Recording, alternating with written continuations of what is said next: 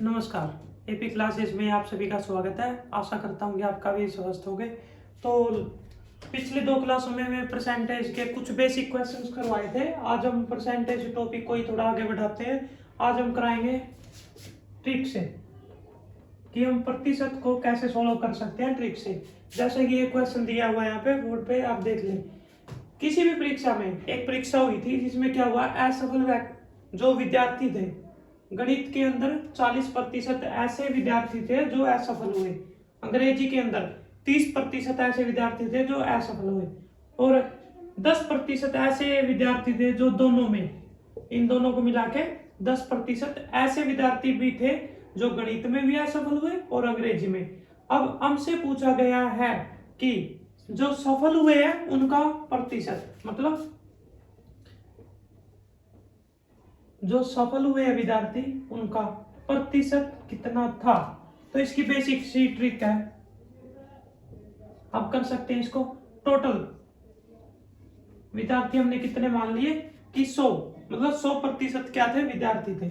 अब उसके अंदर माइनस जो असफल हुए हैं, सबसे पहले 40% जो गणित में असफल हुए हैं, प्लस 30% ऐसे विद्यार्थी है जो अंग्रेजी में असफल हुए हैं। अब ये 10% का लफड़ा क्या है ये समझ लो। ये 10% ऐसे हैं जो अंग्रेजी और गणित दोनों में इंक्लूड हो चुके हैं, ठीक है। तो हमें इसको प्लस नहीं करना है, ये यहां से माइनस होएगा, ये 10 माइनस, ठीक है। यहां तक क्लियर है सबको, ये माइनस है यहाँ पे। ध्यान से देखो, 40% ऐसे व्यक्ति थे जो गणित में असफल हुए थे, अंग्रेजी के अंदर 30% थे, और दोनों सब्जेक्ट को मिला के, गणित और अंग्रेजी को मिला के 10% ऐसे थे जो दोनों में असफल हुए हैं। अब ये जो 10% की गिनती है ये इनमें आ चुकी है पहले, तो इसको माइनस करना होगा। अब देखो ये आ गया 60, तो 100 में से 60 गया 40% ऐसे विद्यार्थी है जो इस परीक्षा में सफल हुए हैं। तो हमारा आंसर क्या आ जाएगा इसका, 40%। कुछ विद्यार्थी गलती क्या करते हैं इस क्वेश्चन में, वो देख लेते हैं कि गणित में 40 है, अंग्रेजी में 30 है और दोनों में 10 है, इसको भी इंक्लूड कर लेते हैं, ये 80 कर लेते हैं कि 80%, और आंसर निकाल देते हैं 20%। लेकिन आपका वहां पे आंसर गलत हो जाएगा। अब जो एग्जाम है उसके अंदर ऑप्शन दिए होते हैं आपके, ए ऑप्शन वो बी अवश्य देगा, क्योंकि उसे पता है कि गलती स्टूडेंट मोस्टली यहीं पे करते हैं। अब बढ़ते हैं हमारे अगले क्वेश्चन की ओर। अगला क्वेश्चन उसने क्या दिया है कि किसी भी शहर, गांव या फिर देश की जनसंख्या हमने 800 मान ली, ठीक है, कि 800 दे दी उसने जनसंख्या, उसमें जो वृद्धि हो रही है, क्या हो रही है, वृद्धि कितनी, वार्षिक प्रतिशत वृद्धि 5% है, कि मतलब एक साल में वृद्धि कितनी हो रही है, 5%, कि एक साल 5 इंक्रीज होगी, अगले साल फिर 5 होगी, अगले साल फिर 5 होगी। तो ऐसे ही 2 साल बाद उस शहर की जनसंख्या क्या होगी, ये हमसे पूछा गया। तो इस क्वेश्चन का सॉल्यूशन ट्रिक से करेंगे। 800 लिख लिया,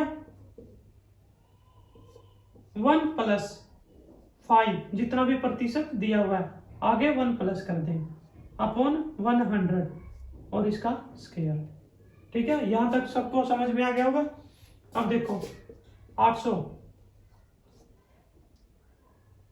ये 1/20 आ गया, 1/20 इसको काट लिया हमने यहीं पे, इसके डिवाइड में करके एलसीएम ले लिया, तो 20 + 1 इसका स्क्वायर, ठीक है। यहां तक सबको समझ में आ गया होगा। तो ये हो गया 21 और उसका स्क्वायर आ गया 800। 21 का स्क्वायर कितना होता है, 441, 441। ये स्क्वायर याद कर लेना, कैलकुलेशन में काफी आसानी होगी। और 20 का स्क्वायर 400। अब काटते हैं, 400 2 पे कट गया 800, 441 गुणा 2 882, ये हमारा आंसर आ गया। यहां से किया गया है कि 5% वृद्धि हो रही है, ठीक है। तो 800 था, हमने जो भी संख्या दी थी या मानी थी, ठीक है, 1 + 5/100 जितनी वृद्धि हो रही है उसका स्क्वायर कर देना, ठीक है। अगर ऐसे ही क्वेश्चन में आपको आ जाए कि 5% वृद्धि की जगह कमी आ गया,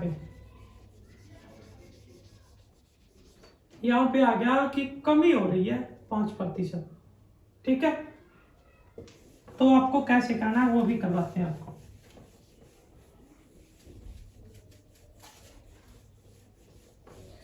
जहां पे 5% कमी आ गया तो जनसंख्या थी 801, यहाँ पे प्लस का निशान था वृद्धि में, और माइनस में क्या आ जाएगा, मतलब कमी में क्या आ जाएगा, माइनस का निशान, और इसका स्क्वायर, ठीक है। अब आपको ये बताना इसका आंसर क्या आएगा, मैंने बता दिया। जहां पर भी वृद्धि हो रही हो, 2 साल बाद पूछा हो तो आप क्या करोगे, वहां पे प्लस, जो बीच में वो प्लस करोगे। अगर कमी हो रही है, उसने दिया है कि 5% वार्षिक कमी हो रही है, तो वहां पे आपको क्या यूज करना है, बीच में साइन माइनस का, ठीक है। आशा करते हैं आपको अच्छे से समझ में आ रहा होगा। चलो बढ़ते हैं अगले क्वेश्चन की ओर। ऐसे इस तरह के क्वेश्चन आमतौर पर पूछे जाते हैं परीक्षाओं में। आजकल प्रतिशत के जो क्वेश्चन है यहाँ से काफी उठाए जाते हैं। आप किसी भी प्रीवियस ईयर क्वेश्चन पेपर में देख लेना, यहाँ से 1 या 2 क्वेश्चन अवश्य मिलेगा, किसी भी एग्जाम में हो जाएगा। तो अब देखो क्वेश्चन क्या है कि किसी चुनाव में मात्र 2 उम्मीदवार थे, जिसमें जीतने वाला 54% मत पाता है और 640 मतों से चुनाव जीत जाता है। तो कुल मत, यहाँ पे कुल मत पूछ सकता है कि हारने वाले का क्या प्रतिशत था या उसे कितने वोट मिले, जीतने वाले का क्या प्रतिशत था, उसे कितने वोट मिले, ठीक है। तो इसका सॉल्यूशन कैसे होगा, देखें ध्यान से। टोटल मत हमने मान लिए 100%, कि उस चुनाव में टोटल 100% मत डले थे, ठीक है। अब देखो जीतने वाले को कितने मिले, 54%। इसका मतलब क्या हुआ यहां से कि अगर चुनाव में 100% मत थे और उसमें से 54% वाला जीत गया, तो हारने वाले को कितने मिले। जब 2 ही उम्मीदवार थे तो 100 माइनस 54, 46%, कि जो हारने वाला उम्मीदवार है, हारने वाला, उसे कितने मिले हैं, 46%, ठीक है। अब देखो हार और जीत में कितने मतों का फर्क है, 640, कि मतलब जो जीता है उसने 640 वोट ज्यादा प्राप्त किया जीतने के लिए। अब देखो 54% जीतने वाला, 46% हारने वाला, इन दोनों के बीच का डिफरेंस 8%, और ये 8% वो वोट है जिससे जीतने वाला जीतता है, मतलब 8% 640, ठीक है। कि जो 8% वोट, 640 वोट है जीतने वाले के पास, वो कितने हैं, 8% वोट है उसके, ठीक है। अब देखो 8% 640, तो हमने किया होगा पहले भी, बहुत ही बेसिक। 1% कितना हो जाएगा, 640 अपॉन 8, तो 100% कितना हो जाएगा, 640 अपॉन 8 इंटू 100। 100% पूछा हमसे, तो कैसे होगा ये 100, 8 64, 0 का 0, 80 अपॉन 100 आ गया था। अब इसकी गुणा 80 और 100 की, 8000 आंसर। कि उस चुनाव में टोटल जो मत डले थे वो कितने थे, 8000। अगर पूछ ले कि हारने वाले को कितने मत मिले हैं, तो हारने वाले का प्रतिशत क्या है, 46%, तो 1% हमारा कितना था, 640 बटे 8, और 46 पूछा है तो 46, ठीक है। अगर जीतने वाले को पूछ ले कि कितने मत मिले हैं तो 640, ये हमारा 1% था, इंटू 54, ये हमारा आ गया जीतने वाले का प्रतिशत। ठीक है, ये हमारा प्रतिशत का नेक्स्ट क्वेश्चन। इसमें क्या दिया है कि किसी कर्मचारी को उसके मूल वेतन का 165% भत्ता मिलता है। यदि उसे कुल वेतन 11,925 मिलता है तो उसका मूल वेतन क्या होगा। तो इसका सॉल्यूशन कैसे होगा, ये उसको क्या मिलता है, भत्ता मिलता है 165% प्लस 100% क्या हो गया उसका मूल वेतन। कि मान लो उसे 100 रुपए मिलते हैं वेतन के, जो उसका मूल वेतन है, तो 165% क्या हो गया उसका भत्ता। और ये दोनों को मिला के कितना मिलता है इसको 11,925, ये कितना हो गया 265% बराबर है 11,925। ठीक है, कि 265% 11,925 क्या है उसका मूल वेतन और भत्ता दोनों मिला के है। अब पूछा क्या गया है कि उसका मूल वेतन मतलब ये 100% कि उसका मूल वेतन कितना होगा, तो वही ट्रिक होगी। 265% अगर ये है तो 1% 11,925 अपॉन 265। ठीक है, इसको सोल्व कर लेंगे, कट करेंगे तो आप ये 45 आ जाएगा यहाँ पे।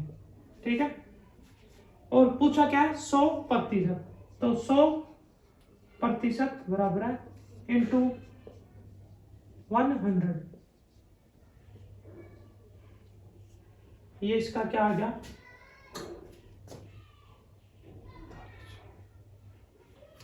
ये 45, इसका क्या आ गया, ये मूल वेतन आ गया। ठीक है, ये हमारा आज का प्रतिशत का अंतिम प्रश्न।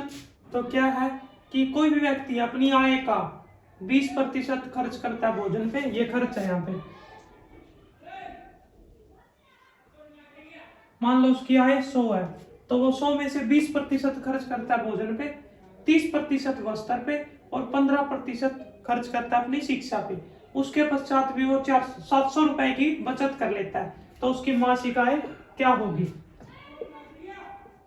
तो सबसे पहले बचत कितनी करता है 700 अपॉन क्या मान ली उसकी कुल आय 100 माइनस जो उसके खर्च है 20 प्लस 30 प्लस 15 और मासिक आय मतलब इंटू 100। अब ये फार्मूला उसकी मासिक आय निकालने का, तो देखो 700 अपॉन 100 माइनस 20 और 30 50 और 15 65 इंटू 100। ठीक है, अब देखो 700 अपॉन कितना बच गया ये 35 इंटू 100, 35 से कम 35, 35 दूनी 70, 20 इंटू 100 कितना आ गया 2000 की 2000 क्या है उसकी मासिक आय है। तो आपकी जानकारी के लिए बता दूं कि जो एपी क्लासेज है अगर उसमें आपको किसी भी विषय में कोई भी डाउट रहता है या आपका कोई भी बहुमूल्य सुझाव हो तो आप हमारे जो हम वीडियो डालते हैं ना उसके डिस्क्रिप्शन में हमारे ग्रुप का लिंक डालते हैं। ग्रुप का नाम है वारलैंड ऑफ एस्पायरेंट। यहाँ पे आपको अच्छे अच्छे नोट्स प्रोवाइड करवाए जाते हैं, तो आप वहां से हमारे ग्रुप में जुड़ सकते हैं और आप अपनी बहुमूल्य राय दे सकते हैं। तो एपी क्लासेस को ज्यादा से ज्यादा शेयर करें, सब्सक्राइब करें और इसकी वीडियो के बारे में अपना व्यू कमेंट बॉक्स में अवश्य लिखें। तो मैं आज की क्लास यही समाप्त करता हूं और एक जरूरी सूचना, और कल रविवार के दिन आपका अवकाश रहेगा, कल कोई क्लास अपलोड नहीं की जाएगी। ज्यादा से ज्यादा जुड़े रहे एपी क्लासेस के साथ। धन्यवाद, जय हिंद।